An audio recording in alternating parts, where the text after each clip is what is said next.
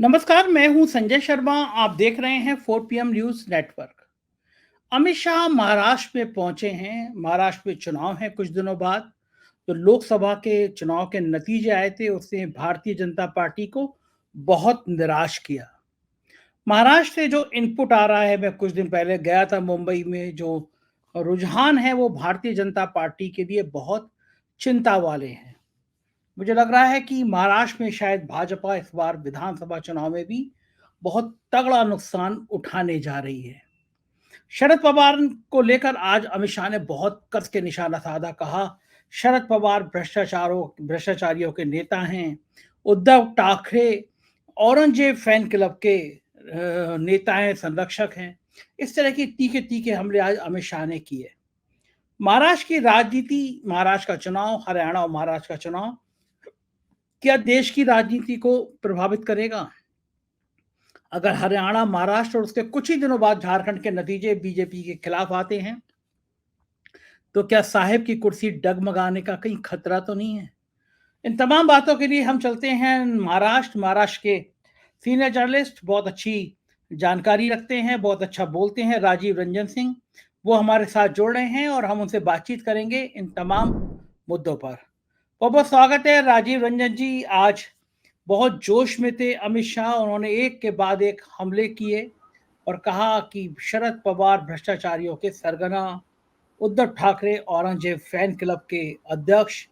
क्या हो गया? अमित शाह इतने गुस्से में क्यों है महाराष्ट्र में?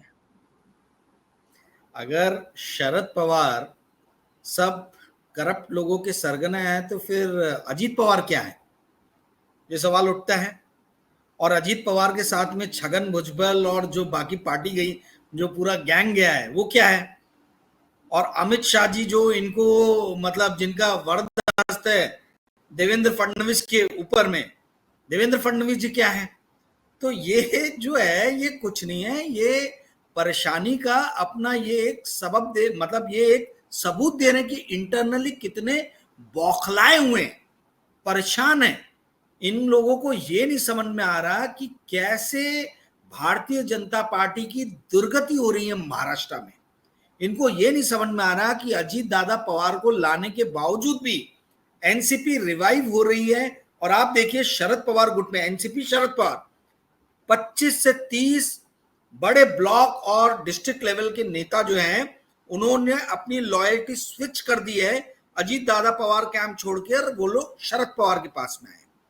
तो ये बौखलाहट है, ये इनको समझ में आ रहा है कि हमसे बहुत बड़ा मिसस्टेप, बहुत बड़ी गलती हो गई थी पिछले दिनों में जो हमने एनसीपी को तोड़ा, और अभी उसी का खामियाजा ये आने वाले दिनों में भुगतने वाले, आप देखते जाइए। ठीक है। दूसरा, जहां तक इन्होंने इनके ऊपर उद्धव ठाकरे के ऊपर में कहा कि औरंगजेब है, देखिए शिवसेना जो है महाराजा शिवाजी के, मतलब आप समझिए कि उनके सिद्धांतों पे चलने वाली जो है ये पार्टी है। और उस पार्टी के जो मुखिया रहे हैं, अभी आपने छल कपट से उनकी पार्टी छीन ली है। छल कपट करके जो गुजरात मॉडल है, गुजरात मॉडल क्या है? लोगों के मुंह में पैसे ठूस देना, और यदि आप पैसे नहीं लो तो आपको ईडी सीबीआई का डर दिखाना।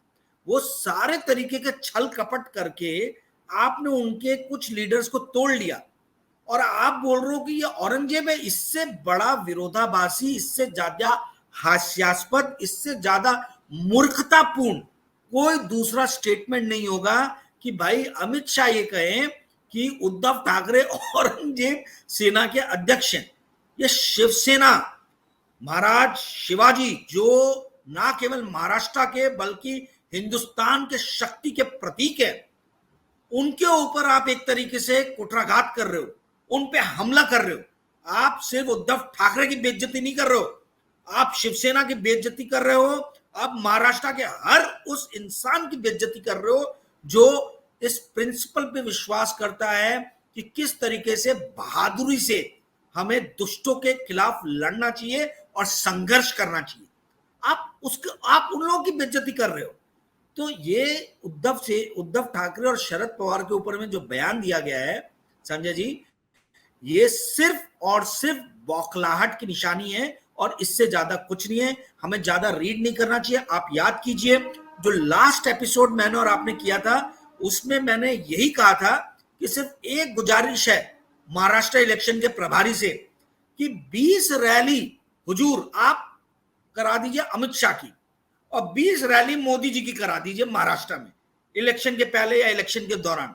आप देखिए थाली में प्लेटर में सजा के जो है महाराष्ट्र के इलेक्शन जो है ये सौंप देंगे कांग्रेस, उद्धव ठाकरे और शरद पवार जी को। आज की डेट में सच्चाई ये है कि नरेंद्र मोदी और अमित शाह बहुत ज्यादा ही इनफेमस हो गए हैं, फेमस नहीं इनफेमस हो गए। इनकी ख्याति नहीं, इनसे लोग चिढ़ रहे हैं, इनके नाम से लोग चिढ़ रहे हैं, खासतौर पे पढ़े लिखे मराठी जिनके एम्प्लॉयमेंट के जो अपॉर्चुनिटीज थी वो एम्प्लॉयमेंट के अपॉर्चुनिटीज को छीन के गुजरात में लेके जाया गया। आप देखिए महाराष्ट्र जो है वो अपने बॉम्बे सिटी के कारण जाना जाता है।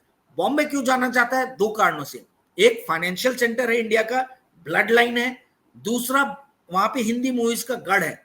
आप एक हिंदी मूवी का जो है आप सोचो कि नोएडा को हम एकदम विकसित कर देंगे, कोशिश लाख कर रहे हो आप, हो नहीं पा रहा है। दूसरा आप गिफ्ट सिटी में उठा के लेके गए हो, तमाम तरीके की टैक्स सब्सिडीज दी जा रही हैं। मैं रिपीट कर रहा हूं वर्ड टैक्स सब्सिडीज। लोग सब्सिडी को हमेशा पुअर लोगों के साथ जोड़ देते हैं, बट ये पुअर नहीं है, रिच लोगों के लिए टैक्स सब्सिडीज है। आप टैक्स सब्सिडीज देने के बावजूद भी गिफ्ट सिटी अभी तक उतना सक्सेसफुल वेंचर नहीं रहा है जितना की उम्मीद की जा रही थी। किंतु जो पढ़े लिखे लोग हैं उनको समझ में आ रहा, जिन जो कॉमर्स पढ़े हैं, एमबीए किए हैं, इंजीनियरिंग किए हैं, उनको समझ में आ रहा कि हमारी इंप्लॉयमेंट अपॉर्चुनिटी जो महाराष्ट्र की थी इसको छीन के आप गुजरात लेके जा रहे हो। तो ये मराठी लोग और महाराष्ट्र के स्वाभिमान के साथ जो खिलवाड़ किया गया है विगत कुछ वर्षों में, और जिस तरीके से महाराष्ट्र के भारतीय जनता पार्टी के बड़े बड़े लीडर्स ने चुप्पी साध ली है, शांत बैठ गए हैं, उससे महाराष्ट्र की जनता में अत्यंत आक्रोश है नरेंद्र मोदी और अमित शाह जी को लेकर। जी संजय जी। लेकिन एक बात बताइए मुझे कि महाराष्ट्र के चुनाव से पहले अगर ये सब ना करें, ये हल्ला गुल्ला ना करें अमित शाह, तो करें क्या? जो फीडबैक आ रहा है वो ये आ रहा है कि बहुत खराब हालत है, बहुत पतली हालत है बीजेपी की, तो फाइट कैसे करें, किस तरह से संघर्ष करें? देखो इनको ये हमेशा नेगेटिव चीजों पे क्यों हार्प करते हैं, ये साइकोलॉजी भी शो करता है। See attack is the best form of defence जो है ये हर बार जो है ये लागू नहीं होता है। आज आप डिफेंसिव मोड पे और आप सोचो कि मैं अटैकिंग फ्रंट फुट पे 4 कदम आगे निकल के छक्के मारूंगा, तो ये आपके खिलाफ चीज जाएगी। आज आप डिफेंसिव फुट पे हो, आप 20 से ज्यादा, आप 27 या 28 सीट पे इलेक्शन लड़े, 28 पे, और 9 सीटें जीते आपने, यानी 1/3 से भी कम। तो आपको ये समझना चाहिए, पल्स समझना चाहिए कि भाई हमने कहां गलती की, हमसे क्या गलती हुई, और उस गलती की क्षमा मांगने के बदले, महाराष्ट्रीय लोगों का दिल बहुत बड़ा होता है, बहुत विवेकशील होते हैं, उनसे क्षमा मांगने के बदले नरेंद्र मोदी को हाथ जोड़ के मराठी लोगों से क्षमा मांगनी चाहिए थी कि मुझसे कुछ पिछले दिनों में गलती हुई है। पर ये तो नॉन बायोलॉजिकल है, तो ये नॉन बायोलॉजिकल जो है ये तो क्षमा किसी से मांग ही नहीं सकते हैं। इनको अपनी गलतियों के लिए क्षमा मांगना चाहिए था, तब हो सकता था कि महाराष्ट्रियन लोग जो है एक बार को सोचते कि भाई ठीक है इनसे गलती हुई है, इनको एक मौका देते हैं। पर ये क्या कर रहे हैं, ये मराठा प्राइड पे बार बार हथौड़ा चला रहे हैं, बार बार आ रहे हो मराठा प्राइड पे हथौड़ा चला रहे हैं, और ये सोच रहे हैं कि भाई जो मराठा लोग हैं उनके खिलाफ हम सारे गैर मराठाओं को जोड़ के एक ऐसा समूह बनाएंगे जो ब्लॉक वोट करेगा भाजपा के लिए। किंतु ये कभी हो नहीं पाएगा, उसके 2-3 कारण है। आप एक चीज समझिए, कांग्रेस जो है, अल्पसंख्यक हमेशा से कांग्रेस के साथ में रहे महाराष्ट्र में, किंतु कांग्रेस और उद्धव ठाकरे के अलायंस के कारण और शरद पवार खासतौर पे, इसके कारण क्या हो रहा है, वोट बड़े ही सॉफ्टली ट्रांसफर हो रहा है। मुस्लिम का वोट इनको चला जा रहा है जो कभी सोचा नहीं था उद्धव ठाकरे ने, और सिमिलरली मराठा वोट भी बहुत सारे जो है कांग्रेस के पास में आ रहे हैं। ठीक है, बहुत सारे लोग जो है पिछले 10-15 सालों में कांग्रेस छोड़ के उन्होंने विखे पाटिल टाइप इन लोगों ने ज्वाइन किया, ओबीसी लीडर्स और जो बाकी दूसरे लीडर्स हैं इन लोगों ने ज्वाइन किया बीजेपी को। अब लोग धीरे धीरे छिटक रहे। तो अगर इस वक्त भी बीजेपी को यह समझ में नहीं आए, अच्छा बीजेपी किसके चेहरे पे खेल रही है? बीजेपी महाराष्ट्र में खेल रही है देवेंद्र फडणवीस के चेहरे पे। देवेंद्र फडणवीस आते ब्राह्मण कम्युनिटी से, जिनके 2% या 3% पॉपुलेशन है महाराष्ट्र की ब्राह्मण नहीं है। तो देवेंद्र फडणवीस की स्वीकृति कोई हर समाज में नहीं है।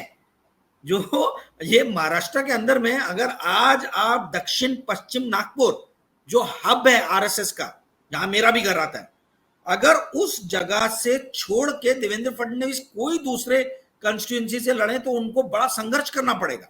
ठीक है, तो ये जिस चेहरे पे इन्होंने दाव लगाया उस चेहरे के गिन के 2 से 3% वोटिंग है। और आपके जो दूसरे लीडर थे बड़े ओबीसी खड़से साहब, उनको तो आपने पार्टी से निकाल दिया ये बोल के कि दाऊद इब्राहिम के साथ बात कर रहे थे, सडनली कोई ऑडियो क्लिप आ गई आगे, उस लीडर को आपने हाशिए पे धकेल दिया। और उसी व्यक्ति के कारण नॉर्थ महाराष्ट्र में ये जो 9 सीट मिली है भाजपा को, इसमें इज्जत बचाई है इन्होंने, खड़से साहब ने। ये नॉर्थ महाराष्ट्र से 3-4 सीट मिली है तो बच गए हैं, इनकी इज्जत बच गई है भाजपा की, नहीं तो भाजपा का तो पूरा बोरिया बिस्तर गोल था महाराष्ट्र से। तो आप ये समझिए जो जो लीडर इनके स्ट्रांग हो सकते थे उन सबको देवेंद्र फडणवीस एंड गैंग ने हाशिए पे ला दिया। पंकजा मुंडे को धीरे से काट दिया एकदम। पंकजा मुंडे हर इलेक्शन हार रही है, जहां लड़ रही है वहां हार रही है, तो अभी उनको किसी भी तरीके से अकोमोडेट किया गया विधान परिषद में। ठीक है, खड़से साहब थे तो इनको हाशिए पे ले गए, ये बेचारे शरद पवार के साथ में आए, बाद में शरद पवार के सामने हाथ जोड़ा इन्होंने कि मेरे पीछे ईडी सीबीआई प्रेशर है तो मैं जाना चाहता हूं। तो शरद पवार का तो दिल बहुत बड़ा है, उन्होंने बोला ठीक है जो तुम्हें ठीक लगे आप करो, कोई दिक्कत नहीं है, मेरी और आपकी दोस्ती बरकरार रहेगी।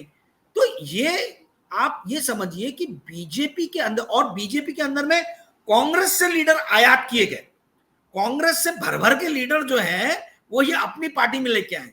एक महानुभाव थे जिनका नाम है संजय निरुपम, ये एन इलेक्शन के पहले, देखिए बहुत सारे स्लीपर सेल के लोग जो हैं भाजपा के ये कांग्रेस में बैठे हुए थे, और अच्छा हुआ कि ठीक लोकसभा इलेक्शन के पहले ये सारे लोग एक्सपोज हो गए, और ये सब लोग जो है अभी बैठ के अपने आप को थप्पड़ मार रहे हैं कि हमने कितना बड़ा मिसस्टेप ले लिया।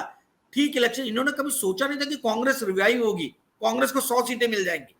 अब ये गौरव वल्लभ से लेके तो जितना वो कौन राधिका हेड़ा खेड़ा कौन थी स्पोक पर्सन, फिर ये अपने ये क्या नाम है इनका संजय निरुपम, ये जितने स्लीपर सेल के लोग थे जो एकदम से सडनली एक्टिवेट हुए थे, आइसोटोप बन गए थे, जो वो सारे लोग अब पछता रहे हैं।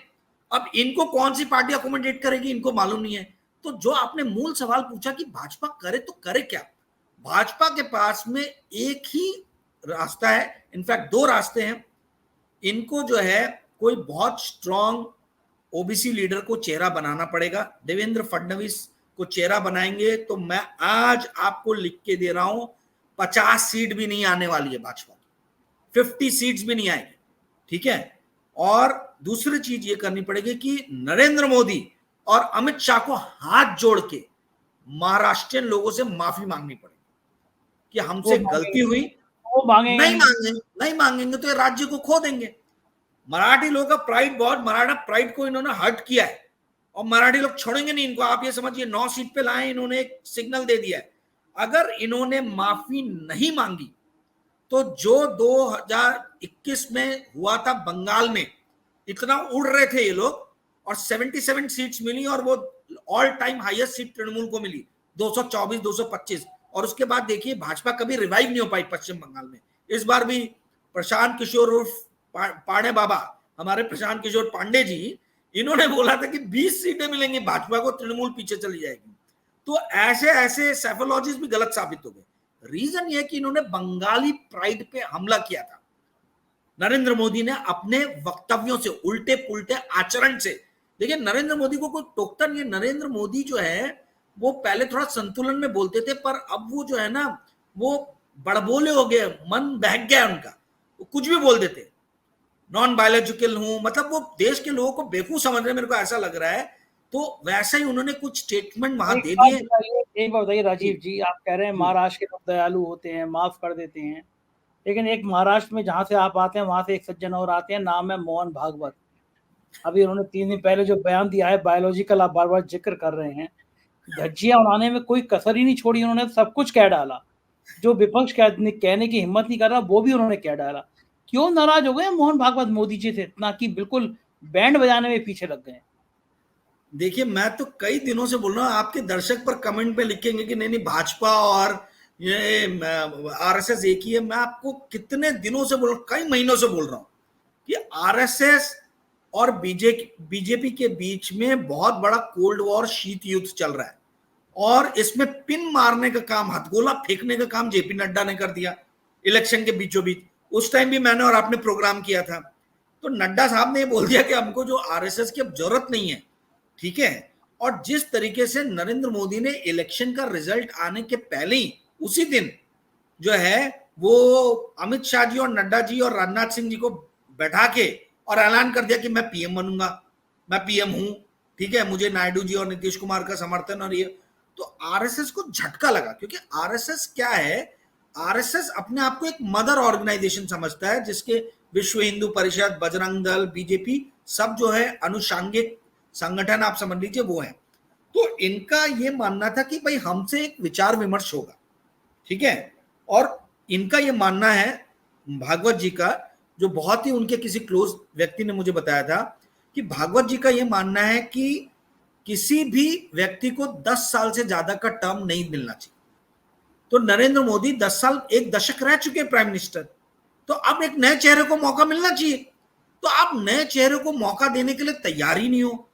आप एक तरफ तो अग्निवीरों को 4 साल में रिटायरमेंट कर दे रहे हो, खुद आप 10 साल के बाद भी रिटायर नहीं होना चाह रहे हो।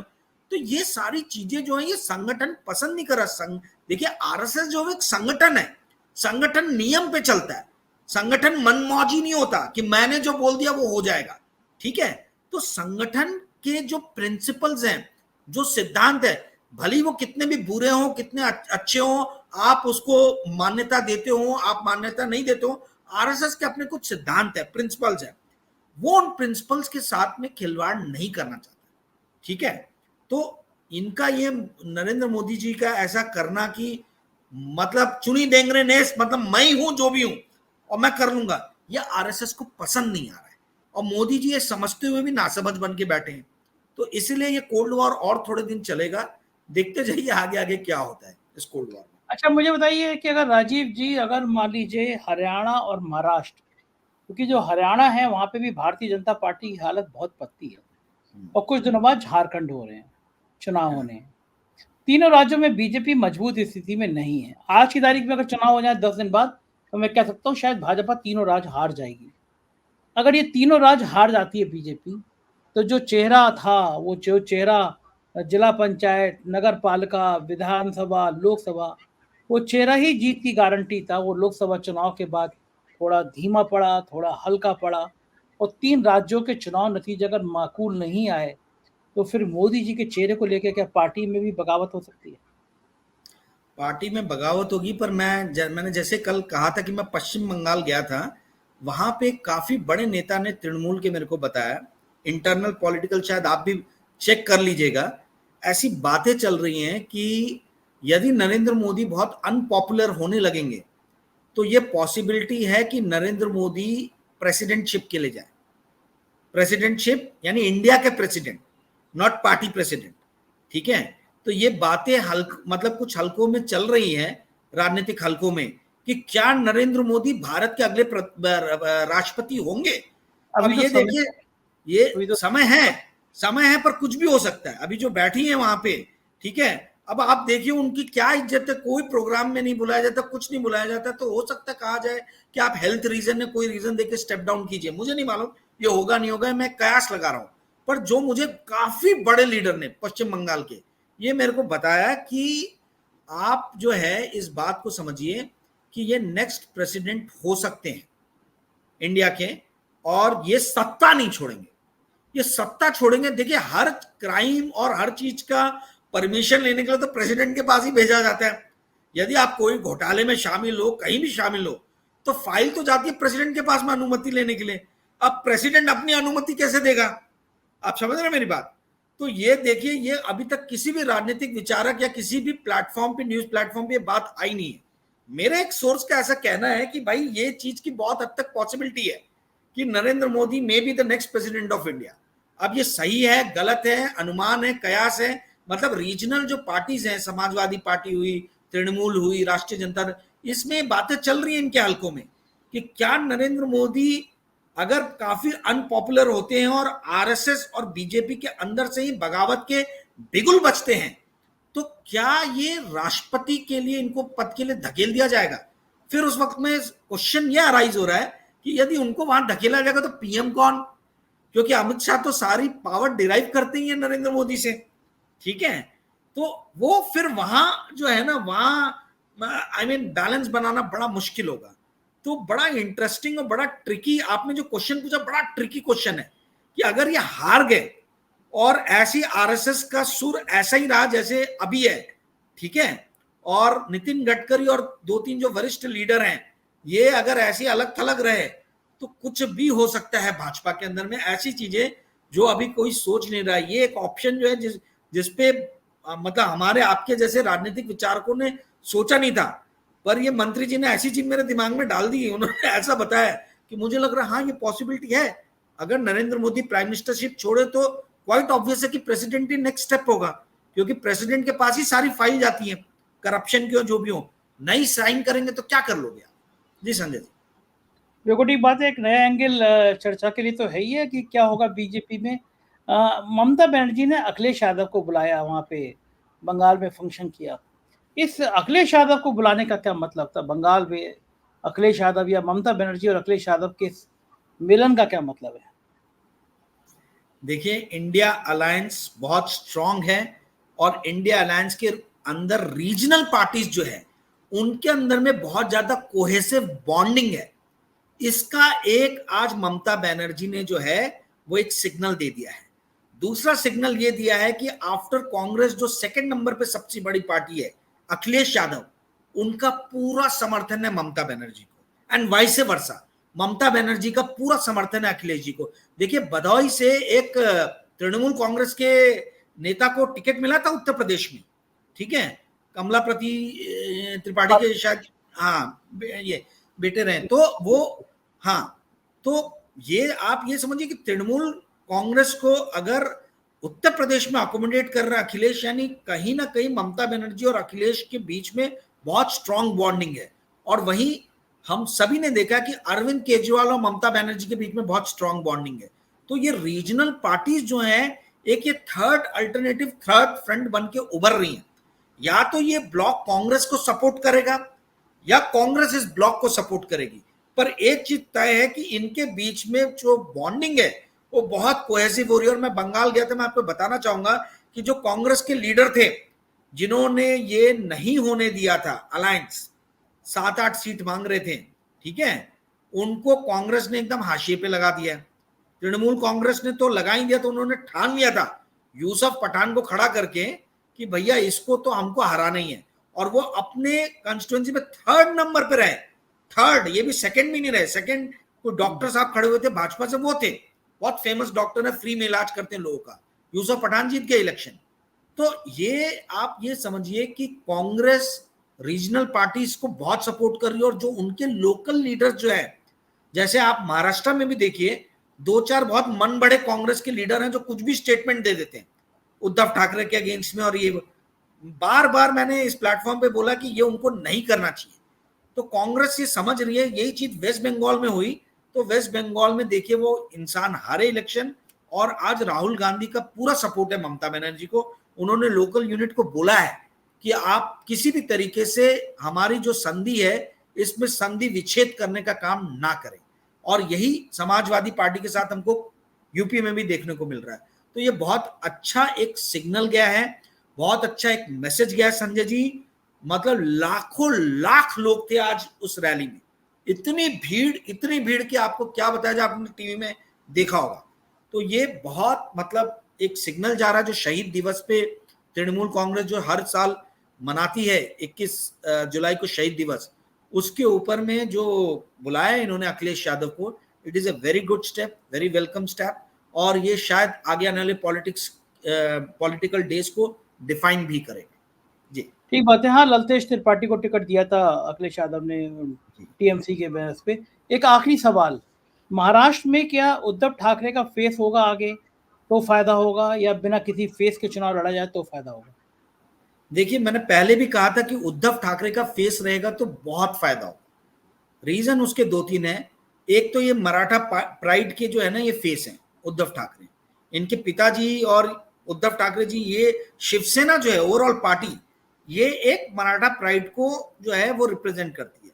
दूसरा एक सिंपैथी है कि इनके घर में, इनकी पार्टी के अंदर में तोड़फोड़ की गई है, और ये तोड़फोड़ किसने की है? भारतीय जनता पार्टी ने की है।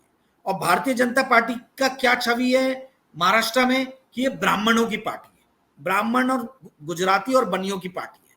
और महाराष्ट्र का जो भी इतिहास जानते, जिन भी लोगों ने इतिहास पढ़ा है पेशवा और उस टाइम का, तो उनको ये मालूम है कि मतलब ये कहना नहीं चाहिए, बहुत कास्टिस्ट रिमार्क हो जाता है, पर महाराष्ट्रियन ब्राह्मण्स ने वहां पे कुछ ऐसा किया था जिसके कारण उनकी इमेज को जो है दूसरे मराठा लोग जो है वो स्वीकार नहीं करते।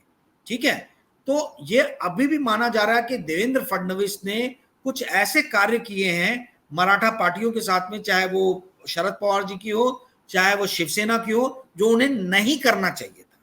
तो ये एक सिंपैथी है, सिंपैथी बहुत स्ट्रांग है। और तीसरी ये कि जितने भी बिजनेस लेके गए हैं गुजरात में ये लोग उठा के, हर बार उद्धव ठाकरे का जो शिवसेना गुट है उसी ने आवाज उठाई है, सबसे ज्यादा आवाज उसी ने उठाई है, क्योंकि कांग्रेस की भी मजबूरियां, गुजरात में कांग्रेस और बीजेपी आमने सामने है। तो यदि कोई पार्टी जो मुखर, जिसने विरोध किया, संजय राउत सबसे बड़े लीडर उभरे हैं जिन्होंने ये जितने भी प्रोजेक्ट्स महाराष्ट्र को उठा के गुजरात जो लेके गए, इसमें हर बार वही एक फेस सामने आता था जो आके स्टेटमेंट देता था, और उद्धव ठाकरे जी जो है वो स्टेटमेंट देते थे। तो ये अगर इन्होंने नहीं रोल मतलब प्रोजेक्ट किया तो मुझे लगता है 10-15 सीटों को उल्टा नुकसान हो सकता है इंडिया अलायंस को। पर शरद पवार जी का अपना अलग लॉजिक है, उनका ये मानना है कि यदि उद्धव ठाकरे को फेस रखा तो सीबीआई और ईडी जो है वो उद्धव ठाकरे को बहुत तकलीफ दे सकते हैं, तो वो उद्धव ठाकरे को प्रोटेक्ट कर रहे हैं, ऐसा शरद पवार जी के लोगों का कहना है, बताना है कि भाई ये उद्धव ठाकरे की बेहतरी के लिए हम उनको प्रोजेक्ट नहीं कर रहे हैं। बिल्कुल ठीक बात है, देखना क्या है साथ में आगे पता चलेगा। बहुत शुक्रिया राजीव जी, समय दिया आपने, आभार। ये थे राजीव रंजन और हम लोग बातचीत कर रहे थे महाराष्ट्र की राजनीति और देश की राजनीति पर। मुझको यकीन है ये चर्चा आपको पसंद आई होगी। चैनल को ज्वाइन कीजिएगा, सब्सक्राइब करिएगा और अपनी राय जरूर बताइएगा। शुक्रिया, थैंक यू।